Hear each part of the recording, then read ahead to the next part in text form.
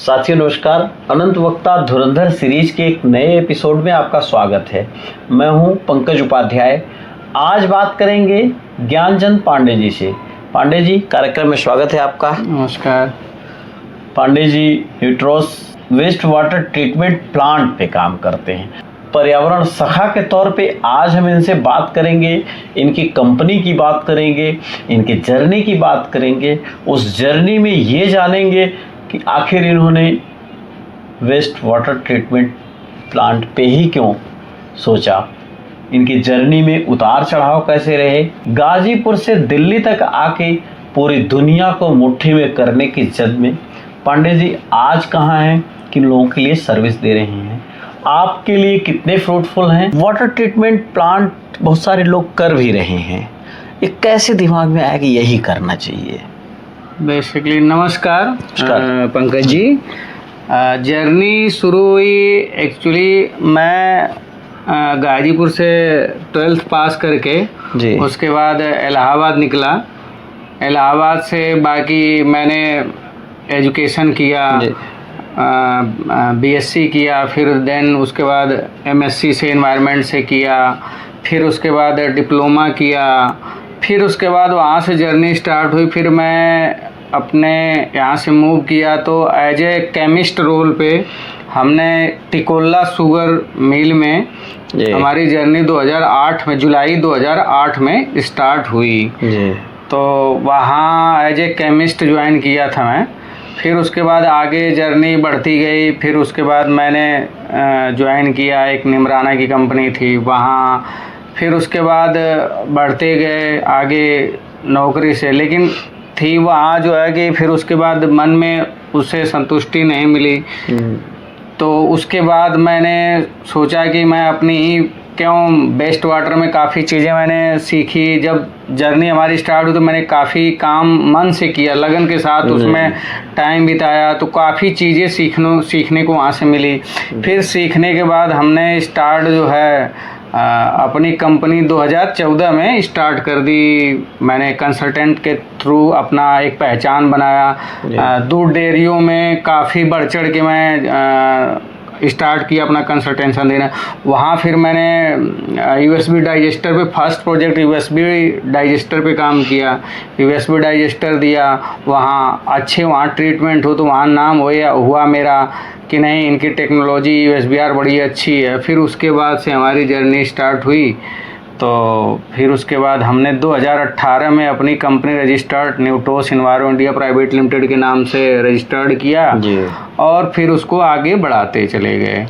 किसके लिए waste water treatment का आप काम करते हैं? प्लास्टिक आरओ से उसमें एक परमिट वाटर निकलता है जिसको हम ड्रिंकिंग वाटर बोलते हैं। ड्रिंकिंग वाटर के तौर पे उसको यूज करते हैं, पीते हैं, उसको ड्रिंकिंग वाटर कहते हैं। बाकी उसके साथ एक ऐसा भी रहता है कि रिजेक्ट वाटर भी निकलता है जो हाई टीडीएस के होते हैं, जिसको हम कहते हैं अपने लैंग्वेज में कि अरे पानी गंदा हो गया है, इसको हम नहीं पी सकते हैं। जैसे बेसिकली उसमें मिनरल्स सारा रिमूव हो आरओ से हो जाता है। तो जो रिजेक्ट निकलता है तो एक वो ग्राउंड वाटर जो है से पानी कम होता है, तो उसको मेंटेन करने के लिए जेडएलडी है। जेडएलडी का मतलब ये है कि जैसे बेसिकली जेडएलडी तो गवर्नमेंट भी काफ़ी कर रही है, लेकिन जेडएलडी वहीं होता है इंडस्ट्रियल सेगमेंट में ज़्यादा ये मतलब लागू है ये कि मतलब वहीं लगाया जाए, वही फोकस भी कर पा रहे हैं। क्या है जेडएलडी?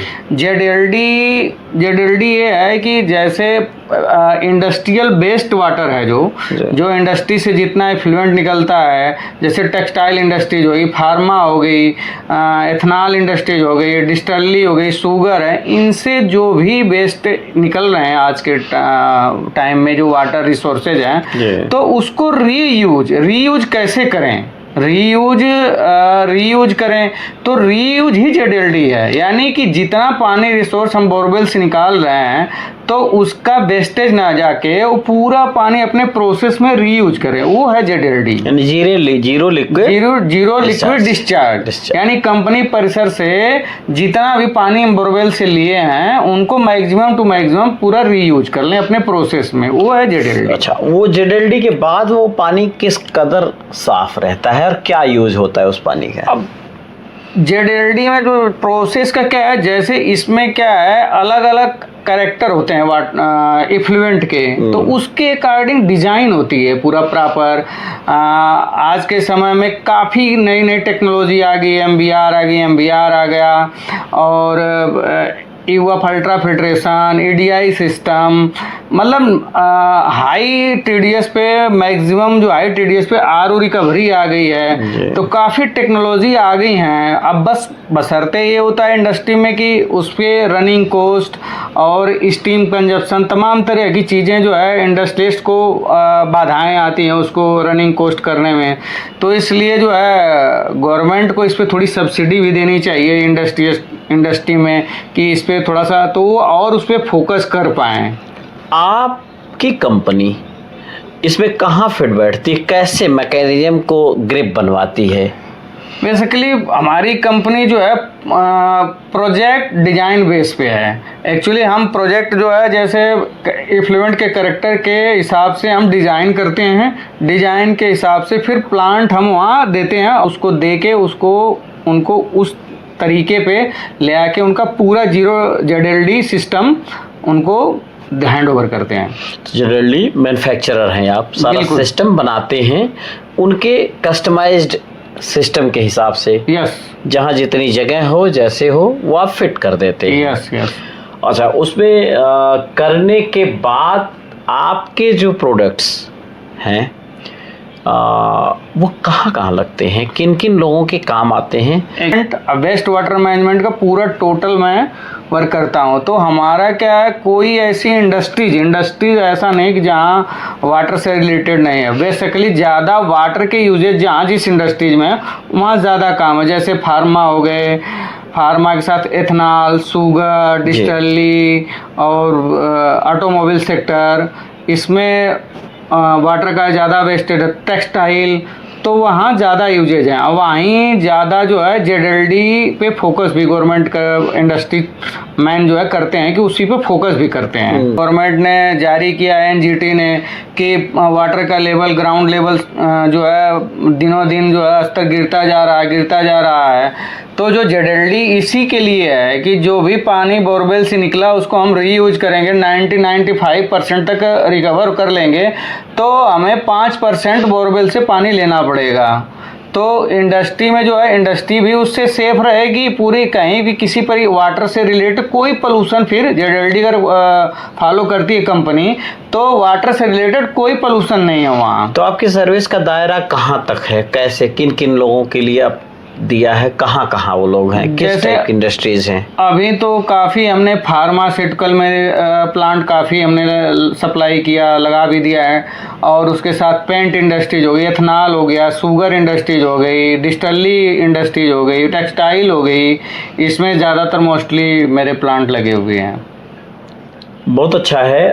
वाटर पे पूरी दुनिया कंसंट्रेट हो गई है, ऐसे वक्त में बिजनेस कहाँ है? इसमें अगर बिजनेस की बात करें तो वाटर से जुड़े दोहन भी हो रहे हैं खूब और लगाए भी जा रहे हैं। वाटर से रिलेटेड बिजनेस आज के टाइम में अगर देखा जाए इंडिया में तो वाटर पे ही काम हो रहा है। जैसे अगर देखा जाए कि जितनी रिवर्स नदियां हैं सब पोल्यूटेड हैं, तो इसलिए गवर्नमेंट जो है वो नमामि गंगे के थ्रू जो है एसटीपी पे काम फोकस कर रही है कि जहाँ जहाँ जितनी भी नदियां हैं उसको करके आगे जो है ट्रीटमेंट करके जो है नदियों में पानी डाला जाए। उससे कुछ हद तक जो है इम्प्रूवमेंट भी हुआ है नदियों में। तो इस तरीके से जो है आने वाला समय भविष्य भी ज़्यादातर मैक्सिमम वाटर पे है, क्योंकि वाटर के जो अगर देखोगे आप, मैं पहले ग्रेटर नोएडा में मैं 10 साल 11 साल से रह रहा हूँ, लेकिन यहाँ का आप पानी देखो तो कोई ऐसा घर नहीं है बिना आरओ का जो है पानी पी रहा हो। तो यही रीज़न रहा है कि वाटर का जो दोहन हो रहा है तो उससे सब आए हैं इम्पैक्ट, जो है पानी आज ख़राब हो गया, मिनरल्स जो है उसमें जो है काफ़ी चीज़ें उसमें केमिकल मिल गए हैं। तो आप जाति के ब्राह्मण हैं। दूसरी बात, बिजनेस फर्स्ट जनरेशन है आपका, बिल्कुल। डर नहीं लगा? नहीं, डर क्या, एक्चुअली क्या है, ऐसा तो कुछ डरने की इसमें बात ही नहीं थी खोने के। अपने ऊपर जो है कॉन्फिडेंस था। काम आज तक जो भी मैंने किया ईमानदारी से किया, किसी तरीके से कुछ उसमें ऐसा मैंने कभी गलत का सोचा ही नहीं। जो भी मतलब हमेशा मैं अपने आप को क्वालिटी इम्प्रूवमेंट करने के लिए जो है जो भी प्रोडक्ट यूज करेंगे वो बेटर क्वालिटी का यूज करेंगे, तो इसलिए डरने की कोई कभी ऐसा फील ही नहीं हुआ। नहीं, लाला की नौकरी, हर महीने बधी तनख्वाह, उसके बाद बिजनेस में आके जीरो हो जाना, बिजनेस को इस्टेब्लिश करना, ये कभी भय ऐसा नहीं लगा कि बिजनेस में आएंगे तो भूखों मरेंगे, खाने बगैर, ये सिचुएशन, इस पे कभी नहीं सोचा? कभी ऐसा कभी हुआ नहीं मेरे साथ। जो है जब मैं बिजनेस में आया तो तब से मैं बढ़ता ही गया। पैसे का काम तो पैसा करता है, और पैसा नौकरी के बाद बिजनेस में आना पहला आसान नहीं होता, घर से लगने होते हैं। नहीं तो एक्चुअली जॉब के बाद मैं जब आया कंसल्टेंट का काम करना स्टार्ट किया, तो उसमें क्या है, 1 साल तक मैं भी काफ़ी मेहनत किया। 1 साल के बाद मुझे फर्स्ट ऑर्डर मिला। 1 साल तो मैं काफ़ी हद तक घूमता ही रहा, कभी राजस्थान, कभी मध्य प्रदेश, कभी छत्तीसगढ़। राजस्थान में पूरे डिस्ट्रिक्ट में घूमा था मैं, MP में भी पूरे डिस्ट्रिक्ट में घूमा था। लेकिन 1 साल बाद मुझे काम मिलना स्टार्ट हुआ। तो स्ट्रगल फेस तो किया ही हूँ, ऐसा नहीं कि स्ट्रगल नहीं फेस किया हूँ। स्ट्रगल तो काफ़ी देखा हूँ कि अब वो चीज़ें क्या आपके सामने मैं बोलूँ, लेकिन स्ट्रगल फेस रहा है। लेकिन उसके बाद एक बार ऑर्डर मिला जो है, उसके बाद फिर पीछे कभी मैं मुड़ा नहीं, फिर आगे बढ़ता ही गया। मैंने उसी स्ट्रगल की बात किया, क्योंकि हमारे श्रोता, हमारे दर्शक तो स्ट्रगल ही सुनने के लिए आए हैं आपका। कभी ऐसा नहीं लगा आपको कि मैंने गलत फैसला कर दिया, बिजनेस में आके फिर से नौकरी में जाना था? नहीं, ऐसा तो कभी नहीं आया कि गलत फैसला हो गया। लेकिन कभी कभी सिचुएशन आती है, बीच बीच में दिक्कतें आती हैं, तो वो सॉल्व हो जाती हैं। दिक्कतें आती हैं, कई चीज़ आ जाती हैं, जो कभी कभी क्लाइंट भी ऐसे कुछ रहता है तो दिक्कतें आ जाती हैं, लेकिन वो फिर भी एक समय के अनुसार फिर सॉल्व हो जाती हैं। ऐसा कुछ नहीं रहता है।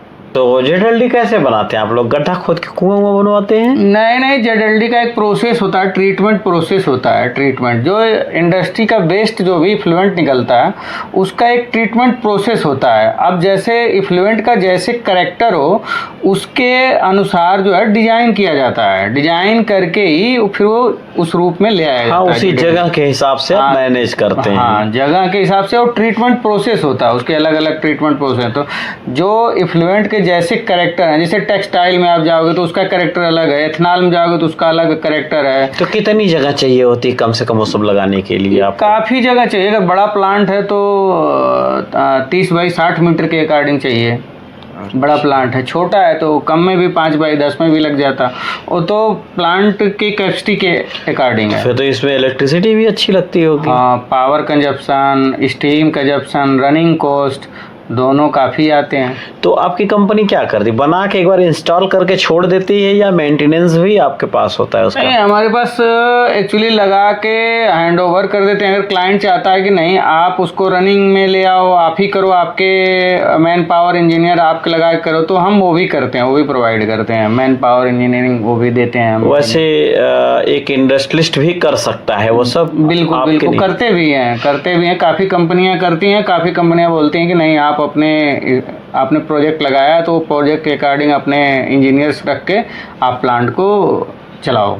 सपना है जो अभी छूट रहा है, मिस हो रहा है आपसे?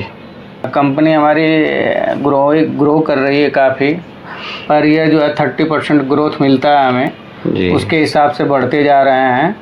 तो अभी कुछ ऐसा सपना तो ऐसा कुछ नहीं है कि, लेकिन हाँ ग्रोथ की बात है। हर इंसान चाहता है कि ग्रोथ हो अपना। तो ग्रोथ के अकॉर्डिंग जो हमारा 25 to 30% ग्रोथ हर साल पर ईयर हम कर रहे हैं। किसी पर्यावरण सारथी, पर्यावरण मित्र, पर्यावरण हितैषी, पर्यावरण पे धुरंधर काम करने वाले से आपकी भेंट करवाएंगे, उनसे भी जानेंगे वो आपके लिए क्या सोचते हैं और कैसे काम कर रहे हैं, सरवाइव कर रहे हैं। धन्यवाद, नमस्कार।